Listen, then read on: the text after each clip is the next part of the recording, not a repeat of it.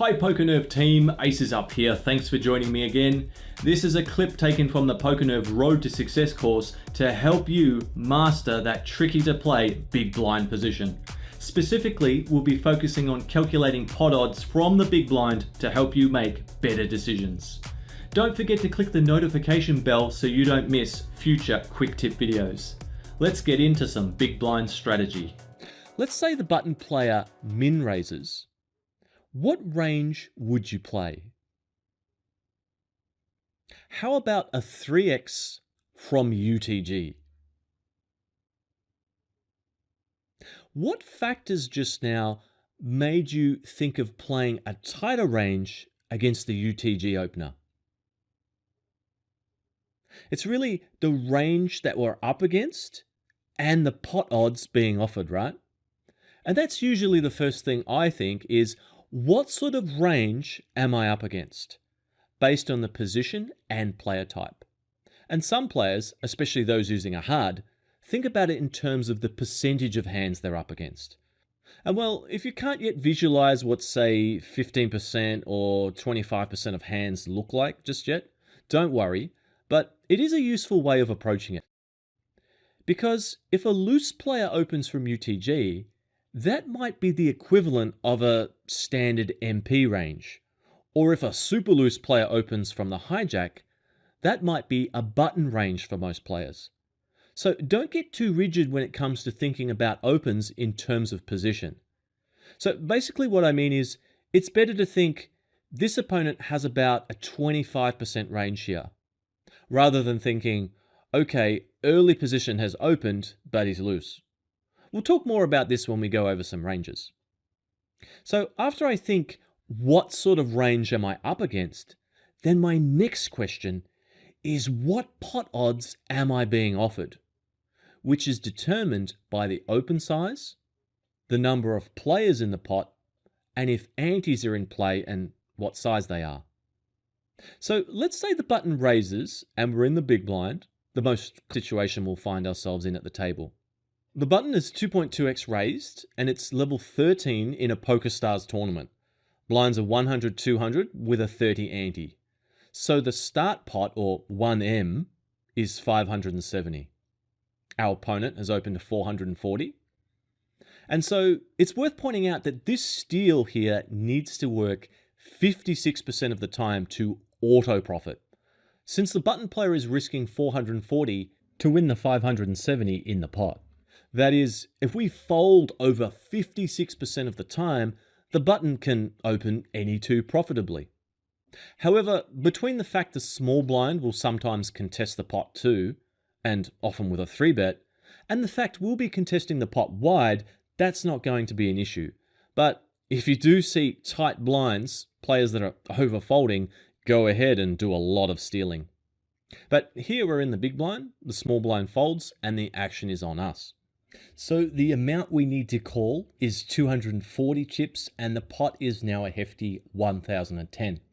So using our risk to reward formula, we can say 240 chips divided by the total pot if we call of 1250 equals 19.2% equity required to continue given the pot odds being offered. What sort of hands do you think will have this sort of equity against a standard button range? Even the 2-3 off has over 30% versus the button's range, right? So can we call any two cards versus a small button open? It's close, but let's dig a little deeper. In this instance, we do have a fairly wide opening range and a close to min open size, and fairly big, though certainly not uncommon, antes in play. However, the next thing I always think about, which is critical to defending correctly, is our equity realization. Equity realization is basically how frequently we get to win our share of the pot. See, 2-3 offsuit has over 30% equity. But will we really win the pot that often? Out of position, typically we'll only hit bottom pair, even if we do make a pair on the flop. and often will be facing a c-bet, possibly a barrel, it's going to be really tough to get to showdown or win the hand. Compare that to, say, 10-jack suited. True, 10-jack suited expects to win a bigger share of the pot since it's a stronger hand and therefore has more equity, but it will also have an easier time realizing that equity and getting its fair share of the pot, since 10-jack suited will often connect on the flop with top or strong pairs and draws.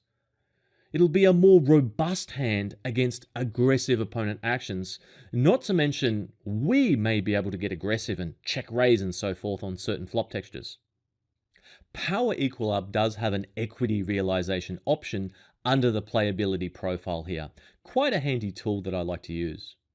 As a rough rule, offsuit hands lose around 10 to 15% of their equity in spots like this, whilst suited hands lose less, around 5 to 10%. So they retain their equity a little better, basically because when we do hit a weak hand, we'll also sometimes have some backdoor potential, or sometimes just flop a really strong draw. However, in this instance, we can see we can still defend a hand like 2-3 off, even once we factor in the equity realization disadvantage. However, this presumes we'll be playing the hand, well, basically perfectly post-flop, which could be optimistic with a hand like 2-3 offsuit.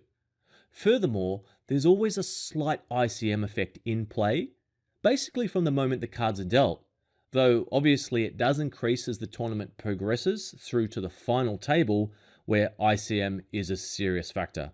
Of course, we'll talk more about ICM later. But let's just say we're a third through a tournament, so pretty standard sort of, not a strong ICM effect here, just fairly regular play. But even still, I typically look to play the best 90 to 95% of hands we can defend within this spot to get a range around something like this. We'll go through the exact ranges shortly, but as always, I want you to see the thought process so you can adjust if need be, and moreover to see how we arrive at the answers, or ranges in this case, that we can play versus a close to min button open heads up, which is around 90% of hands we can see.